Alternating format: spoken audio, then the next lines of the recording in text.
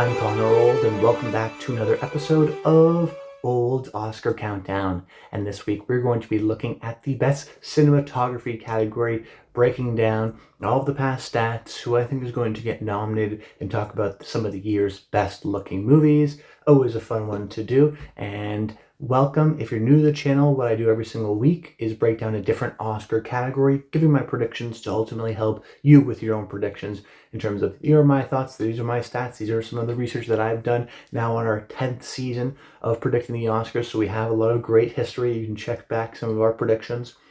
But now we're trying to figure out, okay, what's going to happen this year. As always, feel free to use the timestamps in the description below to jump around to hear my thoughts on individual nominees and to use it, to come back to these videos later on. These aren't my final predictions. I will give my final predictions closer to Oscar nominations morning for every single category, but it's an opportunity for us to break down my thinking as to why I have my picks, at least the ones that I have right now. And I'd also love to hear your thoughts in the comments down below. Let me know your predictions. Let me know your top 5. Or if you disagree with something. Or if you want a status check on maybe one of your favorite movies being a potential contender and you want to think if it's a serious contender or not, feel free to do that in the comments down below as well. But without further ado, let's get into things. Starting off with my first pick, I'm going to go with Frankenstein. And just generally, the best cinematography category is always a tough one to predict. I feel like in recent years, it's been really difficult where sometimes, I think it was a couple of years ago, my starting predictions, my first 5 predictions, none of them ended up getting nominated. That was the Top Gun Batman year. And it went to, something like Tar, for example. But even still, last year we'd had some surprises as well with something like Emilia Perez not really being on my radar and then ultimately getting nominated. So we do see these kind of big surprises each and every year. So for as much as, for as confident as I am right now, I tried to mix up some of my strategies this year to try to figure out, all right, the 5 that we have right now, let's kind of be confident that those are the 5 that are going to get nominated as well at come the Oscars. And that's why I went with my first pick of Frankenstein, which some people may go, oh, wow, that's a little bit high. But it is kind of trending in that direction, in my opinion. This was a movie that coming out of Venice, people didn't think was going to be an Oscar contender at all, not nominated for Best Picture, things like that. And yet, despite the Venice reception when it came out at TIFF, and now that critics and the general public have also been seeing it, it does seem to be a really well-respected movie and has some great kind of audience or other critics' responses. So to me, the more and more days go by, the more and more obvious it is that this is going to be a Best Picture nominee. Now, if that's the case, it has to pick up some nominations. And I think the kind of 2 mostly agreed upon appreciations from this movie are Jacob Elordi as the monster and the cinematography. I think even if you don't like the movie, you appreciate those 2 elements of it. I think that this has got some really breathtaking, particularly framing. When you think about individual frames from the movie, they stick out to you, whether it be the use of color of Mia Goth's kind of red dress flowing in the wind, or sometimes the singular light sources within the castle, showcasing Oscar Isaac's character. There are some really breathtaking moments within the movie, and it is kind of flashy and in your face, and has kind of grand, lavish production design connected to it as well. But mainly my argument comes from the fact that, okay, we think it's going to be a Best Picture nominee. I don't think it's going to get a bunch of acting nominations like let's say, a Sentimental Value. So it's going to have to get some other nominations as well. Okay, what categories are those? All right, we know it's probably the technical categories, things like makeup, maybe even something like visual effects. But also, I think cinematography is probably the most likely to get nominated. Guillermo del Toro is known for his great cinematography. His 2006 movie, Pan's Labyrinth, won Best Cinematography. The Shape of Water, Nightmare Alley, both of them got nominated for Best Cinematography. So every time he has kind of an Oscar-type movie, he will get nominated in this category here. Dan Laustin, who also shot Shape of Water and Nightmare Alley, did this here. The only kind of what concern you'd have with this would be, well, maybe it has kind of that Netflix look, or maybe a lot of people will be watching it on Netflix and then it won't feel grand and big. That's I think a fine observation, but then when you actually look at the stats and the data, you realize that actually doesn't really matter. As a matter of fact, 3 out of the last 7 winners in this category were Netflix movies. It's not just nominees, but winners. Then you want to talk about nominees. 2 Netflix movies got nominated last year. Another 2 got nominated the year before. So there's no bias against Netflix. If anything, they know how to do a good job at campaigning for their cinematography nominees. So this may be a little bit high to some people who have kind of slotted in their sinners in one battle after another. But if you kind of take a look at this category with fresh eyes, and realize that this has got really flashy cinematography. It's probably going to be a Best Picture nominee. Guillermo del Toro has won this category before and been nominated 2 other times, his movies that is. Dan Lauston's been a 2-time nominee, has never won before. You really start to put the pieces together that go, okay, I'm not guaranteeing that this is going to win, but I'm feeling very confident at this for a nomination. Then my number 2 pick, I went with Sinners. And one of the main reasons why I predicted Sinners in this category and why I have it so high is because of the 15-minute long video that Ryan Coogler did during the marketing of Sinners. Now you may think, why does that matter? Well, if you're unaware, he did a 15-minute long video explaining the formats that he shot the movie in, how it's going to be presented, the difference between IMAX 70 millimeter, where you can watch it in the different cities, and kind of breaking through the differences between the film formats. And you may not think that doesn't matter, but I think it actually does matter a lot, because within the marketing materials themselves, within how the movie has been presented to people, it's been placing an emphasis on the photography, on the cinematography, on how the movie looks, on how it's presented, all of that, the visuals of the movie. Because you kind of market and tell people that this is what matters of the movie, people I think kind of understand that and recognize that. You may not think, a marketing material matters within the actual quality of the movie, but when we talk about the Oscars, we talk about not only the great quality work, but how that work is perceived. In the same way with the acting categories, we go, sometimes it's time for an actor. Even if it's not the best performance of the year, we appreciate their work, so it's time. Sometimes the outside factors of a movie matter more than actually what's happening and actual quality of the work. And that's how the Oscars, work in many ways. And you may think that's kind of crazy, but you can also ask 2024, they're the winner for Best Cinematography, or you can ask the 2023 winner for Cinematography. The Brutalists did the same thing. Emphasize the fact that this was shot on 65 and then projected on 70. Same thing with Oppenheimer, shot with IMAX cameras, projected on IMAX 70 millimeter. Those movies made a factor within their marketing and the presentation of 70 millimeter. Those movies then went on to win Best Cinematography, not only because they had great cinematography, but also because there was an emphasis placed on the photography as a selling feature, how it was seen, all those different elements. Sinners is one of those movies as well that played in theaters for a long time, has done now multiple IMAX 70 millimeter re-releases. There is kind of that demand from it, so I do think a lot of Academy member voters saw it. Then you see the film itself. There is some pretty breathtaking sequences, particularly near the end with the fire and the Black Knight. There is some really great stuff within the film. Of course, it's also going to be a Best Picture nominee, which helps, and we'll talk about a little bit later. What I want to talk about actually right now is the fact that I think this is going to get nominated for Best Production Design.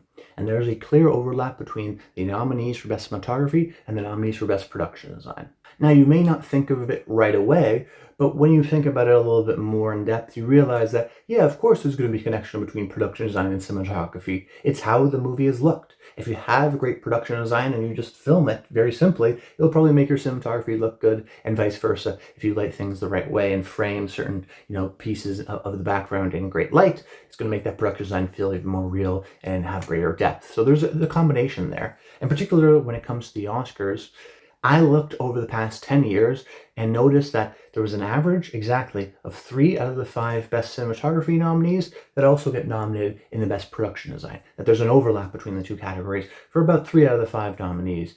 Now, there's never always like a 5 out of 5, or rarely is there a 1 out of 5, but there's a pretty consistent 3 out of 5 each and every year kind of overlap between the two categories. As a matter of fact, there was never a year in the past 10 years that there was only 1 overlap. So at the very least, have 2. Most of the time, it's 2, 3, or 4. I think that's important. I think when you're making your own predictions for Best Cinematography category, or looking at your Oscar predictions holistically, take a look at the production design category. Is there overlap? If there's not, can there be a way to have overlap? Because we've consistently, over the past 10 years that is, consistently seen overlap between the two categories. And when you think about Sinners, like I mentioned, the great fire sequence near the end of the film, or just the moment of the movie, the sequence. Not only do you have great framing, but you also have these kind of impressive long take one shots roaming through everybody, of course placing an emphasis on the camera and how it kind of moves throughout space. There are kind of flashy sequences within the content itself. It's a likely Best Picture nominee. They place an emphasis on the format of the movie itself. And then also, I think a lot of my nominees, including this one, will be nominated for Best Production Design. And if it is nominated for Best Production Design, that's a positive sign that's going to get nominated here as well, because we see oftentimes an overlap between the two categories. Then my next pick, I went with One Battle After Another. And this, like Sinners, was another film that emphasized the film format that it was shot on and how it was projected. This time, less of an emphasis on IMAX and more towards VistaVision and the uniqueness of that, but still shot 65mm film, projected in 70mm. This is less of a movie, I would say, like Frankenstein, which is more focused on framing of individual stills of great wide shots. One Battle is maybe more of a movie about the flashiness of the camera movement. When I think about the film, I think about the sequence at the battle at Bacton Cross, where we're kind of moving through rapidly all these different spaces and meeting all these different characters. Or you think about the hill chase car sequence and how unique the kind of camera moves up in there. Or just even the fact of many times the camera is physically mounted on a car, so that when Chase Infinity swings the car, it feels like we're kind of moving with her, and there adds a sense of momentum. There are lots of different very creative tricks when it comes to the cinematography of this film. Now, another thing that I want to mention and talk about with this pick is it's not going to get nominated for production design. It's not a past nominee, so it doesn't help there. But what it does matter more than anything else is that it is a Best Picture nominee, very likely a Best Picture nominee. I think at this point maybe the front runner to win. And this is actually the strongest of the stats. In the past 5 years, 3.6 out of the 5 nominees in Best Cinematography also got nominated for Best Picture. I use the past 5 years because that was an extended lineup of almost at least 10 for many of those years. So it just gives us an understanding that, and we see this with every category, but if you're nominated for Best Picture, that really does help your chances in a lot of these other categories. So when you have an average of 3.6 out of 5, you round that up to 4, you're saying pretty much every one of the nominees get nominated for cinematography also have to get nominated for Best Picture as well. So why not nominate a movie like One Battle After Another, which we know is super well liked, which we know has flashy cinematography, which we know has that combination of being emphasized within its marketing to a lesser degree than Sinners, I think, on its kind of 70mm film style projection. This is also an action movie. We've seen action movies get nominated in the past. For 1917 in Dunkirk, there's something to the scale of the movie that people will see in movie theaters and then associate with cinematography. I think that's another thing that One Battle After Another benefited, where only recently, months after its release, was it released on VOD. That means for a lot of people, I think they saw the movie for the first time in movie theaters. Of course, that always helps the cinematography, I think, as well. Seeing it on a big screen places an extra emphasis on it. Just another little bit of support on that side. So it's not actually a guarantee. I think a lot of people think it's in the number 1 or 2 spots. I'm a little bit more hesitant just because I don't think it's as flashy within its framing, within its use of color and things like that. But it is interesting in terms of its camera movement. They did place an emphasis on that film presentation. And I think the fact, one of the strongest stats we've seen in the past 5 years is your movie a Best Picture nominee? One Battle After Another checks that and clears that with great standing. My only concern would be Paul Thomas Anderson, you would think would get more cinematography nominations. Like I remember going back and going, what? Wait, Phantom Thread wasn't nominated? Oh wait, The Master wasn't nominated? It was really only just There Will Be Blood as the PTA movie that got nominated for Best Cinematography. That's not necessarily the emphasis, or not was always appreciated by, I think, the Academy. Usually they appreciate his writing. So it'll be interesting to see if this gets in. It's a little bit more of a hesitant pick, but still a lot of stats go towards it, and because it's the Best Picture nominee, I want to include it. Then my next pick, I went with Hamnet, and this is a movie that is in my 4th spot, so definitely could get knocked out, but I've included it just because of how many kind of stats and supporting figures that the movie ultimately has. In this video, we've talked about 3 really important factors for this category. Being a Best Picture nominee, 3.6 of the past 5 years, the Best Cinematography nominees have been a Best Picture nominee. So Hamnet is a Best Picture nominee, check. Number 2, we've talked about production design. An average of 3 out of 5 overlap between production design and cinematography over the past 10 years. Hamnet, I think, is going to get nominated for Best Production Design. And then the third factor that we haven't talked about is being a past nominee. And I think that's also a really important factor based on some of the stats we've seen. Almost every single year you have 2, 3, 4 out of the 5 nominees be past nominees, be someone who's either won before or have been nominated before. You have to go back all the way to 2016 to find a year where 4 out of the 5 nominees were first-time nominees. And actually it was a great year where we got great cinematographers like Greg Fraser and Lena Sangrid and Bradford Young. But that was, over 10 years ago, or 10 years ago, I guess, at this point now. It's rare for us to find years where all 5 or 4 out of the 5 are first-time nominees. And so far of my predictions, I've only given 1 past nominee. So I had to include at least another one, at least have 2 out of the 5. I'm eventually going to include probably 2 out of 5 or 3 out of 5. Most of the time, they're not first-time nominees. This category likes past nominees. So that helps Hamnet because it's Lucas style. So not only is it a Best Picture nominee, not only is it a past nominated cinematographer, it's also a movie that, I think is going to get nominated for production design. It's got all the kind of 3 key factors of the movie. I think that's really important as well. I think also, just from a personal point of view, when I saw the movie, I thought it looked great. I thought its cinematography was really gorgeous. Chloe Zhao, and I think her films kind of mirror the Emmanuel Lubezki style of cinematography from the Terrence Malick films in the 2000s. Emmanuel Lubezki as well also won 3 Oscars, so I think the Oscars really like this kind of style, handheld, natural light set in the real world, using kind of these tight close-ups, this kind of floating camera of the sorts. Lucas Zal, I think, really kind of mimics some of that of Lubezki's cinematography for this film. So I think the big thing for me was, of my 5 nominees, I have to have at least 2 out of the 5 be past nominees, or else I'd feel a little bit strange, within my predictions. It's only happened once in 2016, where 4 of the 5 were first-time nominees, so I wanted to keep that in mind. Then I looked at Hamnet, and I thought, when I first saw it, regardless of the Oscars, I thought, wow, that looked great. And then I think about the stats, production design, picture, past nominee, everything kind of lines up in that way. So ultimately felt comfortable putting Hamnet here in my number 4 spot. Then my 5th pick, I went with Train Dreams. And this one has no stats. Hamnet has everything going for it, so I had to kind of put it in here. That was kind of like a brain pick. This is maybe more of a heart pick, or maybe a hope pick, or maybe something that just feels right. Train Dreams is a movie that may not get nominated for Best Picture. I think I have it on the outside right now, but maybe gets in. But let's say it doesn't. It doesn't get in for Best Picture.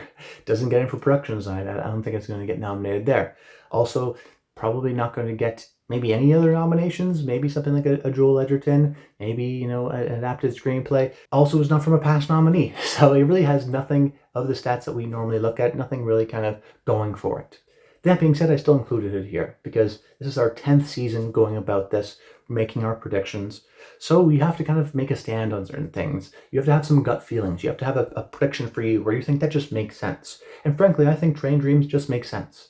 First of all, this is a movie that a lot of people have seen. It's played at a lot of festivals. It may not be a Best Picture 10, but maybe 11 or 12. Like, it's not totally out of the realm of possibility that people have seen it.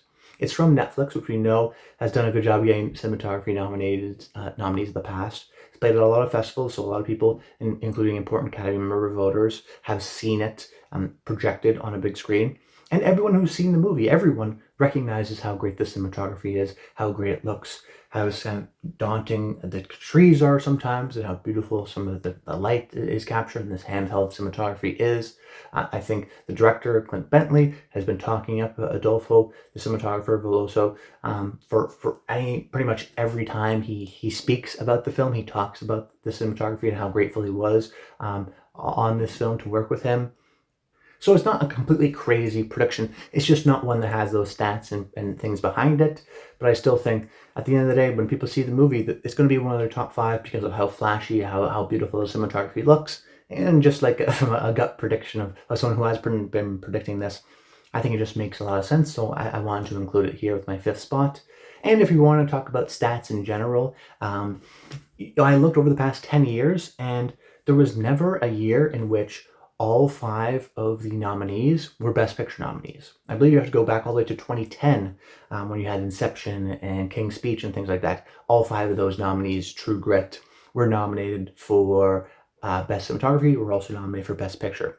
So that just also tells us that every single year, you have to go back to 2010, so every single year since then, there's been 4 of the 5 nominees nominated for Best Picture, but there's always one, right? We always get a El Conde or a Maria or a Never Look Away. Now, usually they come from, established legendary cinematographers like a Caleb Deschanel or an Ed Lachman, but they're not totally not true. We do see still some surprises from non-Best Picture movies. So if anything, the stats indicate that you shouldn't have another Best Picture nominee here because Right now I've included 4 out of my 5 picks for Best Picture nominees. I didn't want to make it 5 out of 5 because that hasn't happened since 2010. So why would I pick that? Let's do a little bit something different. Let's do something unique. And a movie like Train Dreams, which does have some really great cinematography, which looks great, which is being campaigned for, which is Netflix, which we know is good, which a lot of people have seen on the big screen, and. I do think that is still going to be in contention, and I hope that it gets nominated for Best Cinematography as well.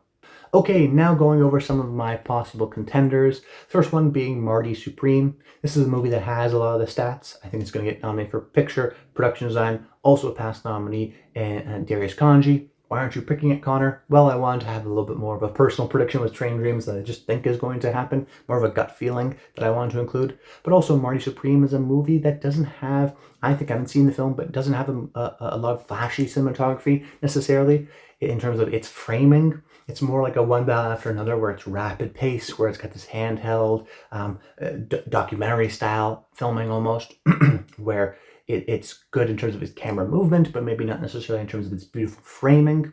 That was a concern of mine. Also, it's from Darius Kanji, who is a legendary cinematographer. But he's not a legendary cinematographer like Roger Deakins is, where Roger Deakins got nominated a bunch of times before he ultimately won and won multiple times. Darius Kanji was only nominated twice. He was nominated in 97, I think, for Evita, and then 20 years later got nominated for Bardo. So it's a more than 20 years, 25 years later. So it's a bit of a unique situation where Darius Kanji, I think, has made a lot of great films and shot a lot of great movies. But he's not been super well respected at the Oscars. So it's not a slam dunk that they love him like they love Ed Lockman or they love Roger Deakins. It's not necessarily that same kind of a guarantee. And then my final possible contender, I went with Sound of Falling. And I did this because it got second place at the Camera Image Awards. If you don't know Camera Image, as Will Mavity pointed out on Twitter, every single year since 2017, either the first place or second place winner at Camera Image got nominated for Best Cinematography. And this year we have number 1, Late Shift, number 2, Sound of Falling. And even in years like the Tar year when it won, or the year in which I believe it was El Condo got second place, and the first place movie was a movie no one had even heard of, there was still a surprise, and El Condo got nominated. So Camera Image, I think, gives us an indication of the international members of the Academy and their kind of international tastes. So the fact that Sound of Falling, I picked it over Late Shift is because at least Sound of Falling, won prizes at Cannes and is the German submission this year for the Oscars, and I think potentially get in for Best International Feature category, a little bit more of a high-profile movie versus Late Shift. That's why I went with Sound of Falling. And then also, it's a possible contender because every single year since 2017, one of these two movies, so either Late Shift or Sound of Falling, is actually a pretty good bet to get nominated. It may not be a movie that's on your radar. You may think, oh, that's crazy, it doesn't have any of the stats. And yet, every year, this group has been very accurate. So who's to say it won't be something like Sound of Falling? At the very least, keep it on your radar because this is a very prominent stat in this category. But that's about it. I hope you enjoyed the video. Make sure you comment below. Let me know your thoughts on the Best Cinematography category and your thoughts generally on this video, and subscribe to the channel so you don't miss next week's video. But that's about it. Until next time, stay tuned.